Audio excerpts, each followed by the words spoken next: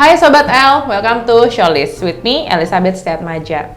Kali ini kita akan membahas mengenai tumbuh kembang anak, kemudian mengenai mitos seputar anak, dan juga tren yang moms biasanya ikuti saat ini itu betul atau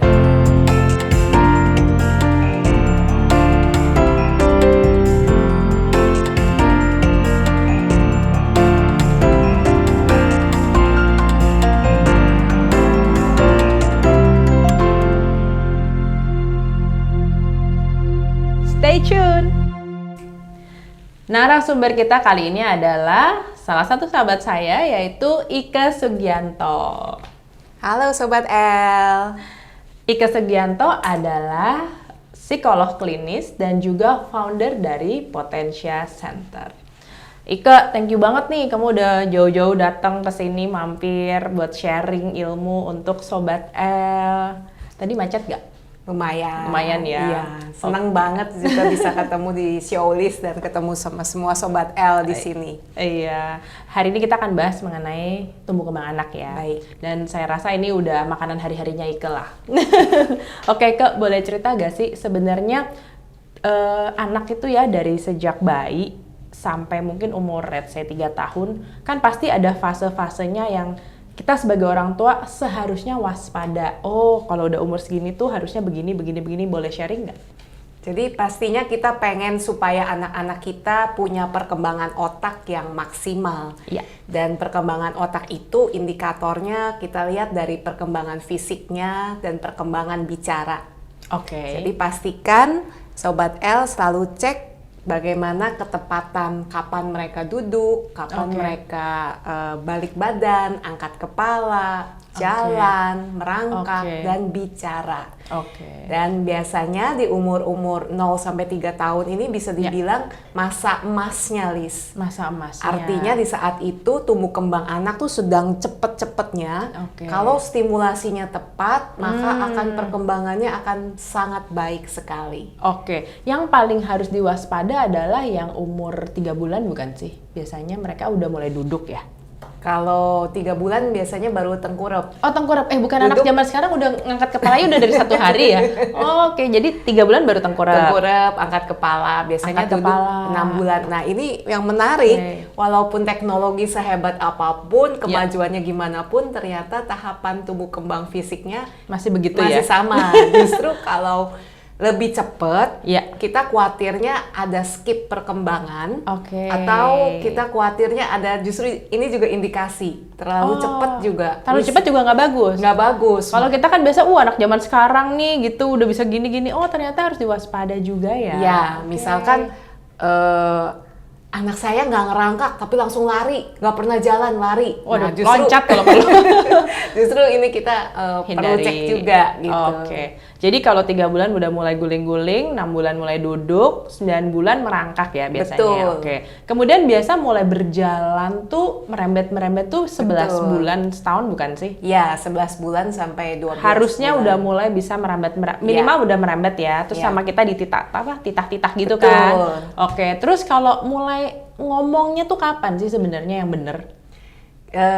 Dari sejak bayi juga ada komunikasinya, yaitu nangis. Yaitu nangis. Itu jadi juga kalau Sobat L bayinya diem aja, kan ada mami bukan pendiam ya. Anakku nggak ada nangisnya sama sekali. Juga harus waspada juga. Gitu. Jadi nanti dicek kalau 6 bulan apakah anaknya berespons. Kalau misalkan digodain, apakah ikut senyum, ikut giggle, apakah kalau lagi nyusu nyusu gitu, eye contact. Apakah mulai bubbling, itu biasa umur berapa sih mulai bubbling? 6 bulan. 6 bulan udah mulai itu ya. 6-9 bulan mulai ngomong gak jelas deh ya. gitu. Dan harapan kita di usia 12 bulan sudah mulai keluar 1-2 kata. Utuh Papa, tapi mama. papa, mama. Ya kalau nggak utuh juga nggak apa-apa. Tapi misalkan papa bener ke papanya, bukan ke pohon papa. Aduh, bisa meja gitu. papa. Artinya nggak function komunikasinya. Berarti dia nggak bisa bedain gitu ya. Ini siapa? Mungkin nggak bisa Betul. differentiate. Oke, berarti paling harus papa, mama. Nah kalau udah 1,5 tahun harusnya dia udah bawel kali ya. Udah sekitar bisa sampai 50 kata. 50 kata. Iya. Oke, 1,5 tahun Sobat El harus sudah 50 kata. Nah, kalau misalnya dia baru cuman papa, mama di 1,5 tahun, terus kadang-kadang ada yang ngomong gini, iya ini anaknya memang gini karena dulu, ini masih mending, papanya dong dulu 5 tahun baru bisa ngomong, ini mah normal. Menurut Ika gimana? Justru kita harus melihatnya karena ada genetiknya, justru kita harus lebih Keturunannya, berhati-hati. Oke. Karena semua perilaku, semua performance asalnya adalah dari nature dan nurture, Oke. dari bawaan dan dari stimulasi. Oke. Jadi justru kalau misalkan ada riwayat orang tuanya keterlambatan bicara atau masalah tumbuh kembang, kita harus genjot di stimulasinya. Oh, bukan kayak ini berarti anak gua bener gitu. Ya, bisa juga. Berarti harus cari bantuan ya. Dan bantuan itu yaitu bawa ke klinik tumbuh kembang anak, mungkin ya bawa ke dokter anak gitu untuk stimulasi sebenarnya tujuannya kali ya. Ya, minimal tahu stimulasi yang terarah dan yang dibutuhkan itu seperti apa. Bukan dikasih gadget terus ya Ya, kan. karena di usia 3-5 tahun pertama mereka sangat perlu stimulasi vestibular, yaitu Oke. gerak, stimulasi proprioseptor, ototnya digunakan. Suruh ajak panco. Kemudian taktil atau perabaan, raba Ini ya, rasanya ujung-ujung ya? dipakai. Iya. Tangan ini kan sarafnya harus dihidupkan nih. Kalau pegang gadget doang kan cuma jempol. Ininya diem, ya kan? Jadi harus distimulasi ya. Ya, banyak-banyak, makanya kita sebut sensory play, main Sensory tepung, play, main oke. pasir. Main tepung, bedain kasar-kasar, Betul. halus gitu. Sebenarnya mainnya murah-murah ya. Iya, jadi ya tergantung belinya di mana sih. Oh iya juga ya. Oke. Intinya bermain dengan barang-barang 3 dimensi. Misalkan 3 saya dimensi, kalau oke. ini kan 3 dimensi. Iya, Kalau pohon. saya raba teksturnya daun dan teksturnya pot ini terasa beda. Oke. Nah, kalau saya lihat pohon ini hanya di gadget, hanya Iya. 2 dimensi. Yang Yang nggak saya ada rasa cuma ininya. tekstur permukaan gadget saja. Nggak dapet feeling. Nggak dapet. Iya. Oke, itu penting loh Sobat El. Jadi kadang-kadang anak-anak kan mau pegang-pegang, jangan pegang-pegang ya kan. Betul. Baru mau ini, duduk aja diam. Oh, oke ya, saya Takut juga pernah pecah. gitu sih kayaknya dulu. Apalagi kalau ke rumah orang, jangan lari-lari ya, duduk manis-manis. Akhirnya kue-kue cuma nengok-nengok. Itu menghambat sebenarnya. Ya, kalau ke rumah orang adalah tetap boleh ada batasan. Karena tadi kalau Liz bilang 3 tahun, itu masa-masa di mana anak-anak sedang belajar kemandirian. Serba pengen ini, pengen itu, ke rumah Kepo. orang pengen pegang, pengen lihat, pengen ambil. Nah, ini waktunya juga masuk peraturan. Dan juga dijelasin. Dan dijelasin. Ini boleh, ini nggak boleh gitu ya. Ya, jadi peraturannya jangan terlalu keras, karena kalau terlalu keras mereka jadi pemalu dan orang yang ragu-ragu. Oke. Tapi kalau terlalu bebas juga jadinya nggak tahu batasan. Oh, maksudnya udah explore aja semaksimal mungkin. Ada lagi yang ngajar gitu kan, udah mau apa juga. Oke, jadi segala sesuatu tuh harus ada, nggak boleh berlebih lah ya. Betul. Harus cukup gitu kan. Oke. Nah, ini kan tadi ngomongin tentang delay speech ya. Ada ciri-cirinya nggak sih kalau anak tuh telat ngomong atau ini anak delay speech gitu? Ciri-cirinya tuh apa biasanya? Suka marah kah atau? Salah satunya bisa ke arah suka marah karena mereka jadi nggak tahu bagaimana harus mengungkapkan Ya. kata-kata, perasaan, maunya apa, mereka nggak bisa protes gitu ya. Oke. Tapi kalau mau tahu speech delay atau enggak, biasanya ya kita lihat dari tahapan usia ini tadi 12 bulan harusnya Udah sudah bisa bisa panggil papa Oke, mama, papa mama. 18 18 bulan, bulan, bisa 50 kata. kata dan bisa Oke. lebih lagi kayak gitu. Kayak makan dikemut, ada ciri-ciri juga kan itu? Ya, bisa jadi Tanda-tanda. berkaitan, bisa jadi berkaitan. Malas ngomong dikemut, malas ngunyah dikemut. Nah itu tanda-tanda juga, bukan selalu begitu ya. Mungkin juga makanannya rada kurang nikmat dan enak kali, dikemut, mau ditelan, ya kan, dikemut bisa jadi, ya Bisa kan. Tapi jadi. ada tanda-tanda itu juga sebenarnya ya. Karena organ yang kita pakai untuk makan dan organ yang kita pakai untuk bicara kan sama. Iya. Sama-sama mulut, Mulut-mulut lidah, juga. langit-langit. Dan kalau otot-otot di sekitar wajah dan di sekitar mulut itu kekuatannya kurang atau kita sebut tonus ototnya kurang. Oke. Jadi dia untuk gigit, untuk ngunyah, gerak lidah, untuk dorong makanan ke belakang, ke Ngelam kiri, gitu. kanan. Ada anak yang ngunyahnya cuma di gigi depan. Hah, bisa gitu? Iya, jadi nggak dibawa ke geraham. Oh, jadi cuma depan doang? Karena gerak lidahnya nggak terlalu lancar. Dan ya kalau makan cuma di gigi depan jadi lama kan, dan Iya. rasanya juga kurang Jadi nggak enak. enak. Iya. Gitu. Jadi Oke. semuanya itu kita perlu observasi satu persatu. Padahal dulu kita kalau makan kayaknya nggak ada yang ngajarin ya.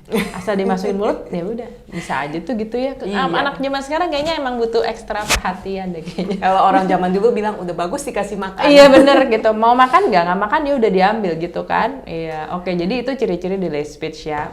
Indikator lah, mungkin nggak jaminan juga pasti begitu. Dan sebenarnya delay speech juga bukan sesuatu, apa ya menurut saya, bukan suatu hal yang jelek ya. Cuman aware aja ke kita, alarm bahwa anak ini perlu butuh bantuan. Stimulasi lebih. Ya. Sebenarnya ngomongin delay speech, anak aku juga yang gede dulunya juga sempat delay speech. Jadi 18 bulan dia cuma bisa ngomong papa, mama. Tapi untungnya dulu kita cepat sadar, my mom sih sebenarnya ngasih tahu itu anak kamu kayak ada sesuatu deh, mendingan dibawa ke klinik tumbuh kembang anak. Waktu itu memang kita bawa ke klinik tumbuh kembang anak dan emang mereka bilang untung cepat dibawa. Jadi cepat dikejar ketinggalannya. Jadi ada yang ketinggalan kan pasti ya, tumbuh kembang anak akhirnya dikejar gitu. Dan sekarang bawelnya luar biasa, sangat bawel, which is good sih menurut aku. Oke, nah kalau cara mengatasi delay speech kalau di tumbuh kembang anak tuh atau di rumah kita bisa apa nggak sih supaya mendingan lah gitu delay speech-nya. Bantuannya tuh apa gitu kalau di rumah? Kalau sudah dicek ternyata nggak ada tanda-tanda berbahaya lain, jadi mutlak hanya keterlambatan bicara. Saya sarankan orang tua itu tadi mainannya jangan pakai gadget dulu deh, pakai mainan 3 dimensi. Terus perbanyak bergerak, jadi ya ada aktivitas-aktivitas yang melibatkan gerak, misalkan mondar-mandir, bawa dari satu kepingan puzzle ke ujung ruangan, pasang di sana gitu ya. Dan ada banyak macamnya. Kemudian yang tips yang kedua, kalau segala sesuatu dibahasakan. Jadi misalkan ini kita bilang pohon, pot, lampu, dan bicaranya cukup satu kata dulu. Dengan tempo bicara yang jangan terlalu cepat. Karena bicara itu adalah bagaimana kita mendengar, kita simpan, kita proses, kemudian kita produksi ulang. Kalau terlalu cepat nanti tidak bisa disimpan dan nggak bisa diproses. Jadi itu yang harus kita biasakan juga di rumah ya untuk anak-anak. Sebenarnya anak yang nggak delay speech juga bagus diajarin begitu juga ya kan, untuk proses belajar dia dan menangkap gitu ya pembelajaran. Dan setahu saya kalau anak delay speech juga kalau bisa jangan diajar 2 bahasa, bener nggak? Kalau awal-awalnya ya lebih baik 1 dulu supaya dikuasai dulu sebagai bahasa ibu atau bahasa jangkarnya. Nanti kalau sudah lebih lancar baru deh gampang nambah deh. Karena tadi anak pinter ya, biasanya belajar bahasa cepet banget kan anak-anak. Betul, karena keterlambatan bicara atau perkembangan bahasa itu juga satu indikator dari perkembangan otak. Jadi jangan dianggap remeh juga ya, sebenarnya ini penting. Nah aku mau bahas yang lain nih. Kayak misalnya ada tren-tren sekarang kan, mungkin nggak sekarang ya. Kalau anak mulai berjalan, biasanya mereka pakai bantuan baby walker. Itu masih oke nggak sih? Karena waktu zaman saya tuh udah mulai dibilangin kalau bisa jangan gitu. Nah, sebenarnya kalau berjalan atau perkembangan fisik itu adalah hasil dari refleks yang terintegrasi. Artinya refleksnya sudah matang, kemudian dia menjadi kekuatan otot, kekuatan postural, dan anak jadi bisa melakukan gerak yang diinginkan begitu. Nah, kalau memang di usianya 9 bulan sampai 12 bulan, itu adalah fasenya merangkak. Karena merangkak itu ada banyak manfaatnya. Jadi misalkan membuat kekuatan di otot-otot lengan atas, otot-otot bahu, otot-otot punggung, yang mana itu dibutuhkan supaya anak bisa duduk diam nanti waktu sekolah. Kalau enggak, itu ada hubungannya. Betul. Kalau kekuatan ototnya kurang memadai, jadi nanti kalau duduk leot, kayak kantong kentang orang bilangnya. Gitu. Iya, atau mereka yang kalau nulis di meja jadi tiduran, nulisnya begitu. Aku pernah lihat tuh. Jadi nulisnya gitu, tiduran gitu. Atau di meja belajar pokoknya nyandar-nyandar ke sesuatu deh badannya gitu, kayak nggak bisa berdiri, kayak nggak ada tulangnya ya, betul, berarti ya. Istilahnya gitu. Efeknya gitu ya. Karena kekuatan ototnya nggak dilatih. Jadi fitnessnya bayi itu sebenarnya sudah dikasih secara natural. Kalau Merangkak masanya itu. memang berguling ya berguling. Kalau masanya merangkak ya merangkak. Kenapa baby walker itu nggak kurang baik sebenarnya? Karena menghambat gitu. Karena maksudnya? tidak untuk sampai bisa berdiri, anak harus lewat fase-fase yang natural tadi. Kalau dia Berguling, ngerangkak nih, merangkak. Oke, dia ngerangkak. Terus dia kalau baby walker kan berarti daripada emaknya yang pegangin jalan kan gitu, sebenarnya kan tujuannya dia udah anggaplah dia udah ngerangkak, terus dia berdiri berjalan, tapi udah duduk situ deh, kamu jalan-jalan pakai baby walker biar nggak jatuh sebenarnya kan. Tapi aku dengar emang itu kurang disarankan gitu loh. Mungkin apa ya, apakah jadi pendek-pendek gitu? Sebenarnya sih berarti kita lihat kesiapan anaknya. Tadi apakah misalkan sebenarnya kekuatan kakinya sudah cukup ada, kekuatan punggungnya untuk menegakkan badan sudah ada. Dan jangan terlalu lama. Biarkan latihan yang secara itu kan berarti dibantu. Kayak dipaksa gitu ya kalau pakai baby dan walker lebih ya. dibantu juga. Jadi kalau kakinya memang belum kuat atau belum siap, takutnya makanya bisa bengkok posisinya dan sebagainya. Itu penjelasan lebih masuk akal. Jadi kalau pakai baby walker, ya mungkin kalau dia nggak pakai baby walker kan, ya udah capek, emaknya juga udah capek, udah istirahat dulu, ya kan. Ya, kalau baby walker natural. kan nggak capek, ya udah dulu kayak situ jalan gitu kan. Oke, make sense. Nah, terus sekarang nggak cuma itu loh, ada yang Ika juga pernah cerita aku kan bayi tidur diikat biar nggak gelundung. Ya, jadi seperti kayak ada tempat tidur bayi tapi ada strapnya begitu. Jadi dia punya tempat tidur sendiri, ada itunya kayak seat beltnya gitu ya? Ya strapnya kayak crossing gitu. Itu kurang oke, kenapa? Karena ya tadi justru bayi itu sangat dianjurkan untuk bergerak. Walaupun dia tidur jangan cuma diem aja gitu, mau dia guling kayak kanan kayak kiri kayak gitu. Sebenarnya lebih bagus begitu. Dari itunya concernnya ya. Betul. Dan kemampuan bayi gerak natural itu kan sudah diprogram dari otaknya berupa refleks ya dari sananya betul. Dari bawaan refleks itu sifatnya bawaan pola geraknya. Jadi sangat baik justru kalau makanya dianjurkan diposisikan di kasur yang aman, ada yang mungkin kasur tipis di lantai, berguling-guling, merangkak, merayap, angkat kepala, mau menjangkau sesuatu. Itu semua latihan yang nanti akan bermanfaat untuk kemampuan belajarnya. Jadi pengen punya anak lagi nih denger gini. Bercanda Sobat El. Oke. Nah, terus ada lagi gini nih. Biasanya kalau lagi nyusuin ya, mamanya tuh kan kalau nyusu kan biasanya lama ya, suka berjam-jam kan. Terus anaknya ditaruh di pangkuan, terus kita main gadget. Pengakuan dosa itu sebenarnya keuntungan atau? Ya kalau sebentar-sebentar ngecek mungkin oke tuh ya. Tapi alangkah baiknya kalau segala sesuatu dikerjakan dengan mindful, dengan kita fully present di situ. Berarti dianggap mamanya nggak hadir tuh ya? Kan waktu nyusuin bisa eye contact. Ajak ngomong gitu. Latihan untuk eye contact. Dan kalau saya breastfeeding, makanya bayi akan saya posisikan seperti ini. Gini gitu. Jadi setengah badan dia akan kejepit, ya kan? Tangan sama kakinya biasanya kayak mau ngambil rambut atau nepok-nepok dada kita. Jadi dia latihan namanya pembentukan lateralitas. Jadi dia latihan tangannya gerak, kaki yang satu ini juga kan dia ikut gerak. Terus dia matanya juga satu mata, kontak mata. Nah biasanya habis breastfeeding itu kita puter ke posisi sini. Itu ke kiri kanan kan? Kiri kanan. Itu juga gantian satu lagi. Ganti sisi satunya dilatih. Jadi latihan lateralitas satu sisi itu sangat diperlukan supaya nanti bisa cross lateral. Makanya kayak cross lateral itu kayak orang baris berbaris. Kalau kakinya kiri, tangannya kanan. Oh gitu. Beruntunglah Sobat El yang nonton episode hari ini yang lagi hamil atau yang baru punya bayi ya. Atau dulu mungkin saya nggak ngajarin loh ini. Ngomong cucu, cucu atau mungkin buyut udah sampai ke bawah-bawah kali ya kan. Cucu cicit udah kemana-mana. Nah. Terus menyusui itu berarti sebisa mungkin jangan pakai gadget karena ya itu tadi lebih bagus ya masih banyak benefitnya lah ya gitu. Oke. Nah terus ada hubungannya nggak sih tren-tren sekarang kan kita dengar suka tantrum tuh itu tren atau sebenarnya ada lama kita aja nggak tahu baru dihebohnya sekarang? Dari dulu ya kalau nama lengkapnya temper tantrum. Temper tantrum. Jadi ngamuk yang berlebihan. Oke. Semua orang pasti waktu kecil ada ngamuknya, ada ngambeknya, ada nangisnya. Tapi kalau ini sudah yang berlebihan, panjang, dan ingin sesuatu. Oke. Jadi bentuknya ada, mungkin pernah lihat yang nangis guling-guling Iya, di lantai. Di lantai, di mall, Iya. nangis guling-guling. Nah, Atau itu- ada juga yang tahan nafas sampai mukanya merah semua. Atau gosok-gosokin kaki atau Iya. tangan sampai berdarah. Oke. Seperti itu. Banyak ini juga ya. Ada bentuk-bentuknya, intinya adalah dia menggunakan itu sebagai senjata supaya keinginannya dipenuhi. Oh, kayak ngambek gitu nggak sih? Kayak Iya. pengen sesuatu merajuk, cuman dengan Iya. cara yang kayak gitu. Nah, tantrum pada anak itu normal atau enggak sebenarnya?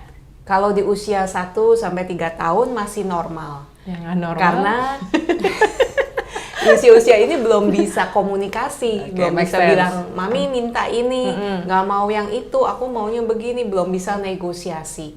Tapi kalau anak itu sudah bisa Makin negosiasi, udah bisa ngomong, kok Masih mintanya begitu. masih pakai begitu caranya, Oh, gitu. Oke, aku mau ngomong tapi nggak jadi deh. Jadi sebenarnya tantrum nggak ada pada anak doang ya, kayaknya sampai ke usia lanjut juga ada juga orang yang masih suka kayak gitu kan. Ya, cuma bentuknya mungkin berbeda, nggak guling-guling di lantai. Ya, malu juga kali, udah gede gitu kan. Oke, tapi itu juga termasuk tantrum sebenarnya. Sebenarnya kenapa seseorang bisa seperti itu?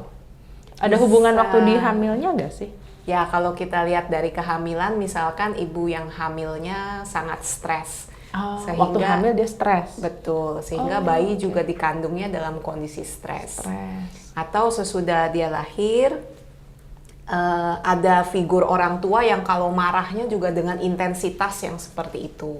Oh. Dengan intensitas yang berlebihan, Oke. menakutkan, histeris, banting barang, sehingga anak belajar, Kopi. oh caranya gitu, kalau marah boleh begitu. Oh kalau begitu semua orang Normal. diem dan ngikutin. Oh, Jadi kalau- pattern. Dia belajar pattern ya. Iya. Berarti ada tantrum yang emang dari sejak lahiran which mungkin nggak bisa di avoid. Ada lagi yang udah sebenarnya dia nggak begitu, tapi karena lingkungannya begitu, akhirnya jadi seperti itu. Ya, Bisa makanya bisa segala gitu juga. sesuatu walaupun sejak kehamilan bisa distimulasi sih. Oke. Nah, reaksi orang tua dalam meredakan amukan anak tuh sebenarnya gimana? Misalnya dia udah lagi guling-guling gitu di lantai. Nah, itu sebenarnya kita cuekin, biarin sampai capek ntar juga diem sendiri. Atau Dikatakan sih cara yang terbaik memang dicuekin. Jadi Dicuekin. menghindari kontak mata dan nggak perlu juga saat itu kita nasehatin. Oh. Karena kalau orang lagi ngamuk, Iya. lagi nggak bisa ngedengerin apa-apa. kuping tutup, shutdown. Iya. Oke. Jadi yang penting dia ada di lingkungan yang tidak berbahaya, nggak ada barang yang bisa dihancurkan atau Oke, melukai oke. diri sendiri. Dan boleh juga disampaikan, Mama tinggal dulu, kalau kamu sudah tenang nanti kita Mami balik ngobrol. lagi. Kirain Mami Nanti balik lagi. Mami balik lagi dan kita bahas. Ah. Kamu maunya gimana? Ya, tapi aku lebih cocok begitu sih, bagus juga karena sekali waktu anak juga pernah gitu kan. Terus ya udah guling-guling aja, entar kalau udah selesai mami baru datang ya. Gitu. Akhirnya dia kayak gue dicuekin nih ternyata. Kan ada caper juga kan kadang-kadang anak Betul. begitu ya. Jadi tantangan terbesar buat orang tua yang menghadapi anak Tegaan yang katanya, tantrum tega adalah gitu.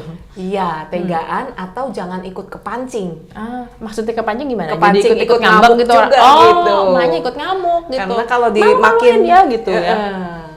Itu berarti orang tua kepancing udah. Kepancing, Menang ikut lah jangan dia. ikut marah, atau juga ya tadi gimana tegaan, nggak kasih perhatian dulu, karena kalau nasehatin atau apapun dirasakan sebagai bentuk perhatian. Oh. Dan ya kalau memang sedang tantrum, ada baiknya menghindari ke toko mainan. Jadi jangan kasih godaan deh, No. daripada nanti dia tantrum Jadi di kepanjangan mall, gitu. bingung jadinya. Oke, menarik banget loh ini.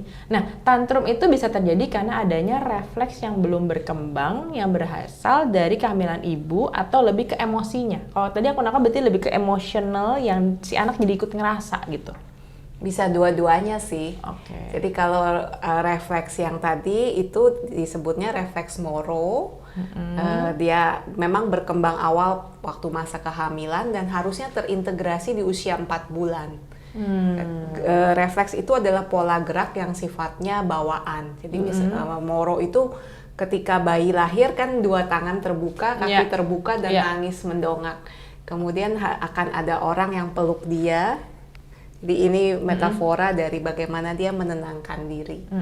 Seperti itu. Jadi itu yang dia pelajarin gitu?